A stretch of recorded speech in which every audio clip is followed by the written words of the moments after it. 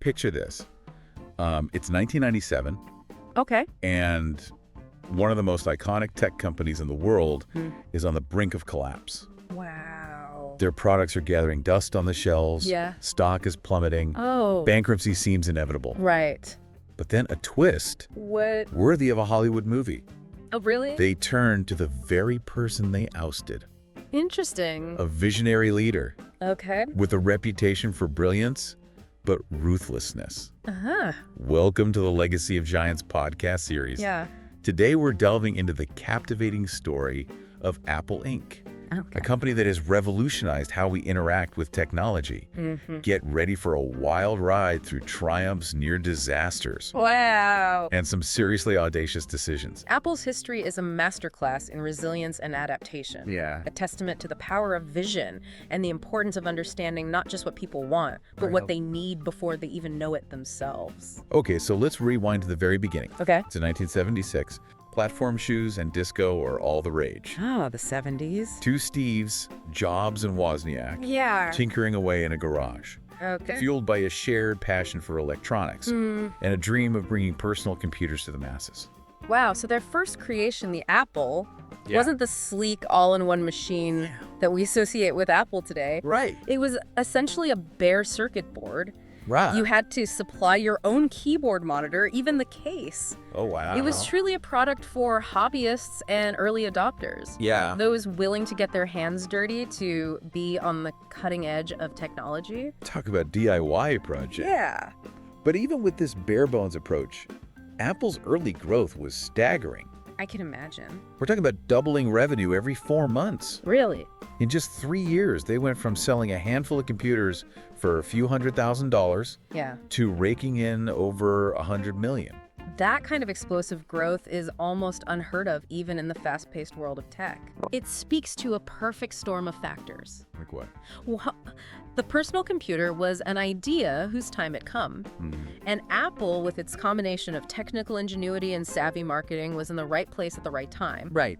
Plus, let's be honest, they had a knack for making technology feel cool and accessible, something no one else was doing back then. Totally. And then came the Apple II, which really took things to the next level. The Apple II. Yes. It wasn't just a hobbyist's toy, it was a machine that businesses and families could embrace. Oh, wow. And a big part of that success can be attributed to the emergence of the first killer app for business, VisiCalc. Oh, yeah, VisiCalc. Yeah, The world's first spreadsheet program. exactly. It was a game changer. Totally. Suddenly, people could perform complex calculations and manage data in a way that was simply impossible before businesses were clamoring for it. Yeah. And the Apple II was the platform to run it on. Makes sense. It's amazing to think that a single piece of software could drive the adoption of an entire hardware platform. Yeah. It really highlights the symbiotic relationship between hardware and software, Yeah. a theme that will continue to play out throughout Apple's story. Absolutely. And this early success led to a pivotal moment in 1980. Apple's initial public offering, or IPO. Oh yeah, the IPO. This event transformed Apple from a scrappy startup into a major player on the world stage, generating more capital than any IPO since Ford Motor Company in 1956. Wow. Hundreds of employees became instant millionaires overnight. It's almost like winning the lottery. Yeah. Only better because you helped build a company that made you rich. Right, exactly. But this financial windfall also brought new challenges and pressures. Like what? Well, Apple was no longer just a group of passionate enthusiasts. Okay. They were a publicly traded company with shareholders to answer to. Right, and this shift coincided with a growing ambition within Apple, particularly from Steve Jobs. Yeah. He was determined to push the boundaries of personal computing even further. Okay. And his vision led to the creation of the Macintosh. The Macintosh. Yeah, the machine that was supposed to revolutionize everything. And it did in many ways. But the story of the Mac's development and launch is full of twists and turns, Oh, I bet. including a dramatic power struggle that would shake Apple to its core.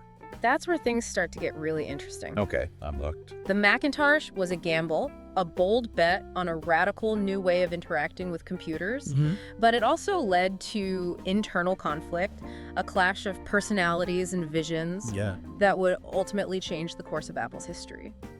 All right, let's dive into the drama of the Macintosh era when we come back for part 2 of our deep dive into the legacy of Apple Inc. Welcome back to Legacy of Giants. We left off with Apple poised to launch the Macintosh, a computer that promised to change the world. The Macintosh was more than just a new computer. Right. It was a statement. Okay. Steve Jobs envisioned a machine so intuitive, so user-friendly, Yeah. that it would democratize computing and empower individuals to unleash their creativity. And to introduce Macintosh to the world, Apple created one of the most iconic Super Bowl commercials of all time.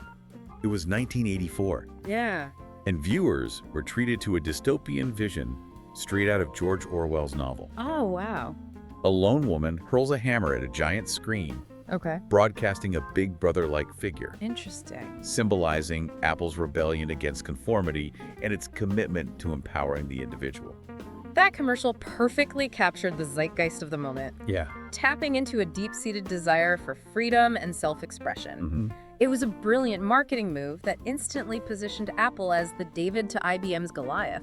But as we all know, marketing hype can only take you so far. Right. The Macintosh, while groundbreaking in many ways, Yeah. faced its share of challenges right out of the gate. That's right. One of the biggest hurdles was the price. The price. Jobs insisted on packing the Mac with cutting-edge technology, Okay. but that came at a cost. Yeah. The original Macintosh was significantly more expensive than competing PCs, making it a tough sell for the average consumer. So Jobs was willing to sacrifice affordability for the sake of his vision. It's a classic example of his unwavering commitment to pushing the boundaries of what's possible, even if it meant taking risks. Exactly. Another technical decision that impacted the Mac's early performance was Jobs' insistence on a specific amount of RAM, Really? which ironically ended up limiting the machine's speed. Oh, wow. He had a very specific idea of how the Mac should operate, and he wasn't willing to compromise. And his stubbornness, Yeah. this unwavering belief in his own vision, Right. ultimately contributed to one of the most dramatic chapters in Apple's history.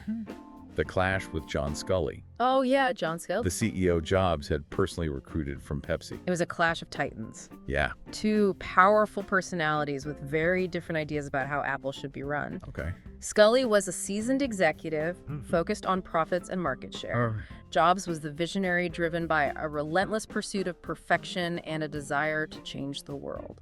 And this conflict ultimately led to Jobs' ouster from the very company he had founded.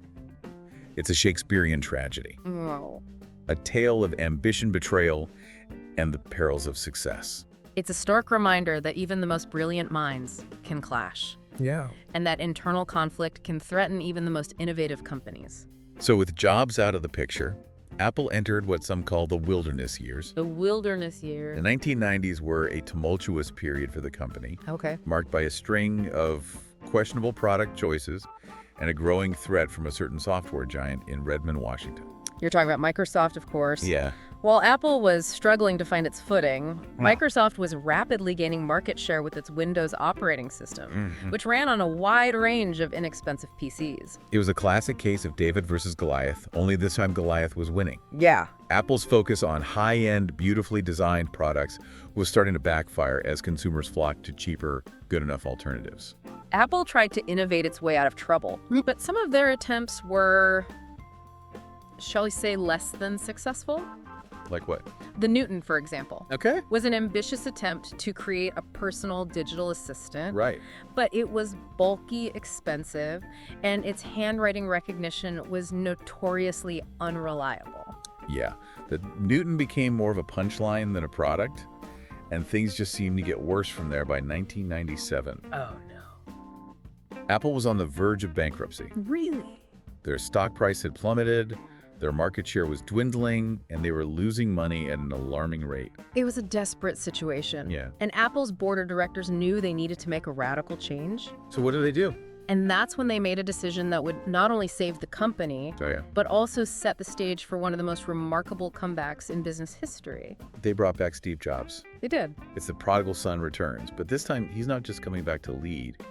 He's coming back to rescue the company he built from the brink of collapse. Wow. Welcome back to Legacy of Giants. We left off with Apple in dire straits, teetering on the edge of bankruptcy. But in a truly dramatic turn of events, they brought back Steve Jobs. It was a gamble, a Hail Mary pass, but it turned out to be one of the most brilliant business decisions in history. Jobs returned with a renewed focus, a laser-like determination to save the company he had poured his heart and soul into.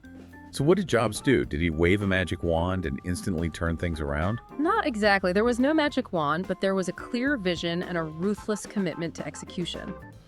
Jobs knew that Apple needed to simplify to focus on what it did best, creating elegant, user-friendly products that seamlessly integrated hardware and software. It's like Marie Kondoing a tech company. Yeah. Getting rid of all the clutter and keeping only the things that spark joy, or in this case, innovation.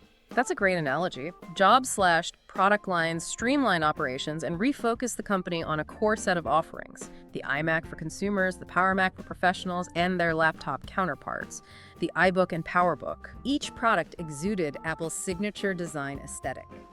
Sleek, minimalist, and undeniably cool. And the iMac, with its colorful, translucent design, was a smash hit. It was. It captured the public's imagination and signaled that Apple was back bolder and more innovative than ever. The iMac was more than just a pretty face. It was a symbol of Apple's renewed commitment to design and user experience. It also marked a shift towards a more consumer-friendly approach, a recognition that technology should be accessible and enjoyable for everyone, not just tech enthusiasts. But Jobs wasn't content with just making beautiful computers. He understood that the future of technology lay in the convergence of digital media, music photos, videos, all accessible at your fingertips. Absolutely, and that's why Apple started acquiring companies to build a suite of digital media software, Final Cut Pro for professional video editing, iMovie, for the everyday user, DVD Studio Pro for DVD authoring and iDVD to make burning DVDs a breeze. They were creating an ecosystem, a seamless world where Apple products work together to empower users to create and consume content. It was a brilliant strategy, and it all culminated in 2001, a pivotal year for Apple. They made 3 major announcements that would forever change the tech landscape. First, the release of macOS X, a stable and user-friendly operating system based on the Unix foundation of NextStep. Second, the opening of the first Apple stores, those sleek, minimalist temples of technology that have become a global phenomenon. And third, the unveiling of the iPod. The iPod. The tiny white device that revolutionized how we listen to music. No more bulky CD players or cassette tapes, thousands of songs in your pocket. It was a game changer. It was. The iPod was a stroke of genius, perfectly timed for the rise of digital music. It wasn't just a product, it was a cultural phenomenon. But even the iPod was just a stepping stone to something even bigger, something that would truly cement Apple's status as a global tech giant. You're talking about the iPhone, of course. In 2007, Apple unveiled a device that would change the world. It wasn't just a phone, it was a mini computer in your hand with a revolutionary touchscreen interface that made using a smartphone intuitive and fun. The iPhone was a game changer, no doubt about it. Yeah. And with the launch of the App Store, Right. Apple created an entirely new ecosystem, a platform for developers to create and distribute apps, expanding the iPhone's capabilities beyond anything anyone had imagined. The App Store was a masterstroke. It opened up a world of possibilities, allowing developers to create apps for everything from games and social media to productivity and education. The iPhone became more than just a phone. It became a portal to a universe of apps and services. And with the iPhone in the App Store, Apple's rise to global domination was complete. They had become the most valuable company in the world. But in 2011, the tech world was stunned by the news that Steve Jobs was resigning due to health reasons. He passed away shortly after leaving behind a legacy of innovation and a company that had forever changed the way we live, work, and play. Jobs' passing marked the end of an era, but Apple, under the leadership of Tim Cook, continued to thrive, releasing successful products like the iPad, the Apple Watch, and AirPods. But Apple's journey is far from over here. They face ongoing challenges, from competition in the smartphone market to scrutiny over their labor practices and environmental impact. So the story we set out to unravel about the tech giant that was rescued by its exiled founder is just one chapter in a much larger saga, a saga that continues to unfold today. Apple's legacy is a testament to the power of vision, innovation, and the relentless pursuit of excellence, but it also serves as a reminder that even the most successful companies must constantly adapt and evolve to stay ahead of the curve. Apple's story is a fascinating case study in the evolution of technology and its impact on society. It's a story that will continue to be written for years to come. And that brings us to the end of our deep dives into the legacy of giants, Apple Inc. We've covered a lot of ground, from humble beginnings in a garage to global domination, but we've only scratched the surface. There's so much more to explore. What are your thoughts on Apple's journey? What lessons can we learn from their successes and challenges? Let us know in the comments, and don't forget to like and subscribe for more fascinating deep dives into the companies that have shaped our world.